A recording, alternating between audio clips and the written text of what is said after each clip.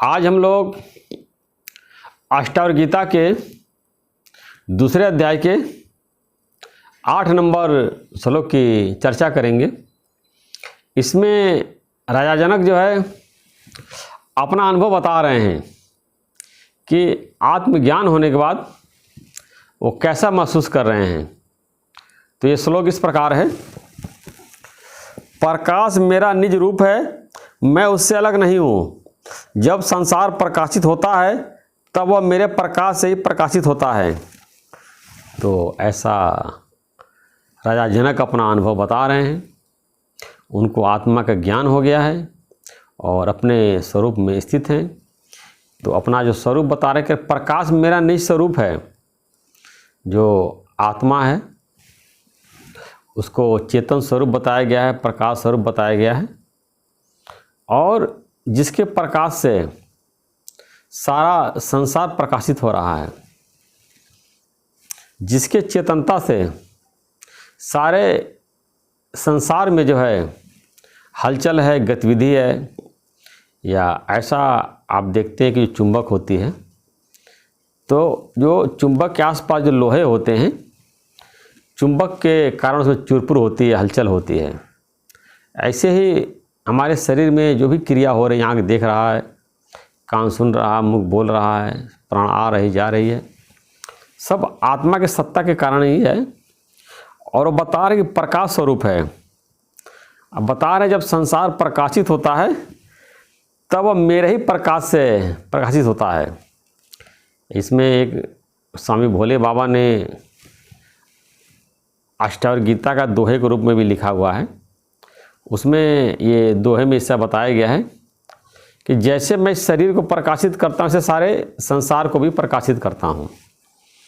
तो इस प्रकार राजा जनक जो है पूरे अद्वैत में स्थित हैं और उन्होंने परमात्मा से एकता स्थापित कर ली है। यानी पूरे जो विराट परमात्मा है उसमें स्थित हो गए हैं।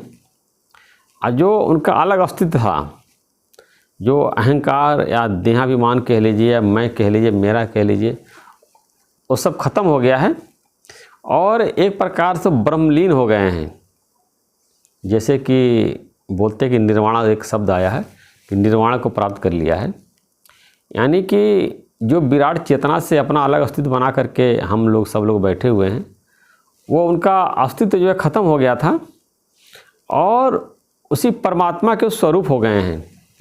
तो बता रहे हैं कि सारे संसार को जो है मैं ही प्रकाशित कर रहा हूँ। मैं मतलब कि आत्मा। यानी कि सारे संसार में जो कुछ भी आप एक्टिविटी देख रहे हैं, गतिविधि देख रहे हैं, हलचल देख रहे हैं, वो सब आत्मा के वजह से ही है।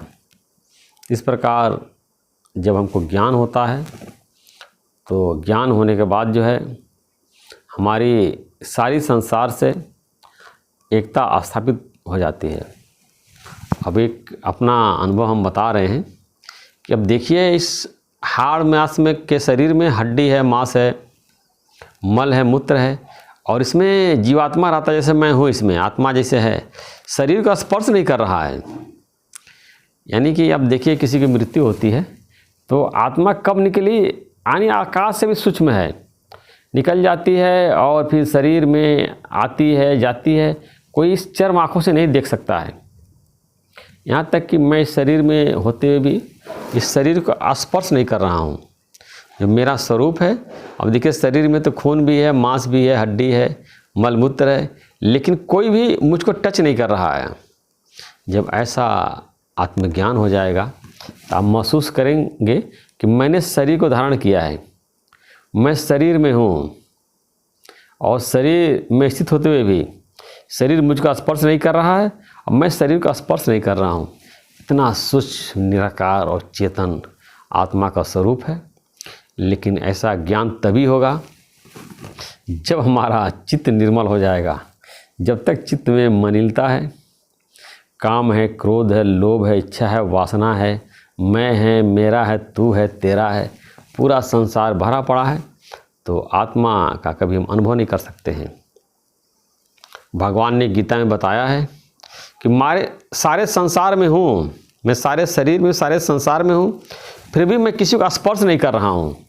मजे की बात देखिए, परमात्मा पूरे संसार में व्याप्त हैं, लेकिन कह रहे हैं सारे संसार को प्रकाशित भी कर रहे हैं, शक्ति भी प्रदान कर रहे हैं, सारे संसार में स्थित भी हैं, लेकिन पूरे संसार को स्पर्श नहीं कर रहे हैं। कोई संसार की वस्तु उनको टच नहीं कर रही है।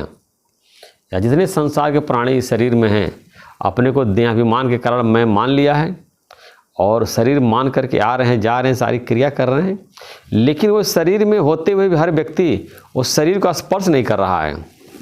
जो उनका आत्मा का स्वरूप है, जो जीवात्मा है, हर मनुष्य में, केवल अपनी बात नहीं करी, जितने भी लोग हैं उस शरीर में स्थित होते हुए भी उस शरीर से न्यारे हैं, उसका स्पर्श नहीं कर रहे हैं। यह एक लौकिक दृष्टांत समझाने के लिए है कि जैसे घड़ा है, घड़े में कचरा है, कीचड़ है, गंदगी है, लेकिन आकाश को जो है वो घड़ा और उसके घड़े के अंदर कचरा गंदगी स्पर्श नहीं कर रही है। आत्मा तो जो है आकाश से भी सूक्ष्म है, आकाश की तरह बताया गया है। जैसे आकाश हर जगह है, ऐसे आत्मा हर जगह है, लेकिन आकाश का भी साक्षी है और आकाश को भी जानने वाला है, आकाश से परे है। ऐसा जो आपका स्वरूप है, निर्मल चेतन अलौकिक, जब उसको आप जान लेते हैं, अनुभव कर लेते हैं, तो आपके सारे दुखों का अभाव हो जाता है। और राजा जनक को केवल 20 श्लोक में हो गया है, आत्मा अनुभूति हो गई है। अपना अनुभव बता रहे हैं कि मैं शरीर को प्रकाशित कर रहा हूँ, सारे संसार को प्रकाशित कर रहा हूँ, ऐसा वो अपना अनुभव बता रहे हैं। ऐसा जब हमको भी आत्मज्ञान हो जाएगा और अपने स्वरूप में स्थिति हो जाएगी, तो ये ऐसा अनुभव होगा कि प्रकाश मेरा स्वरूप है और सारा संसार मेरे ही प्रकाश से प्रकाशित हो रहा है। तो इसका दूसरे भाषा में जिसका अर्थ है, आत्मा मेरा स्वरूप है और आत्मा से ही सारा संसार प्रकाशित हो रहा है। तो ये श्लोक का ये सारांश है। और हर श्लोक में राजा जनक जो है अलग अलग दृष्टांत के द्वारा आत्मा को समझाने की कोशिश कर रहे हैं। लेकिन जो ज्ञान है, यही हमारा साधन है, ये हमारी सिद्धि है। एक आत्मा को पकड़ना है, ये आत्मा हमारी साधना है, यही हमारी सिद्धि है। इसी आत्मा का अभ्यास करते हैं कि मैं शरीर नहीं, आत्मा हूँ, मैं देह नहीं हूँ, मैं मन नहीं हूँ, मैं बुद्धि नहीं, मैं चित्त नहीं, मैं अहंकार नहीं हूँ, मैं सबको जानने वाला साक्षी चेतन स्वरूप है। इसका बार बार अभ्यास करते हैं।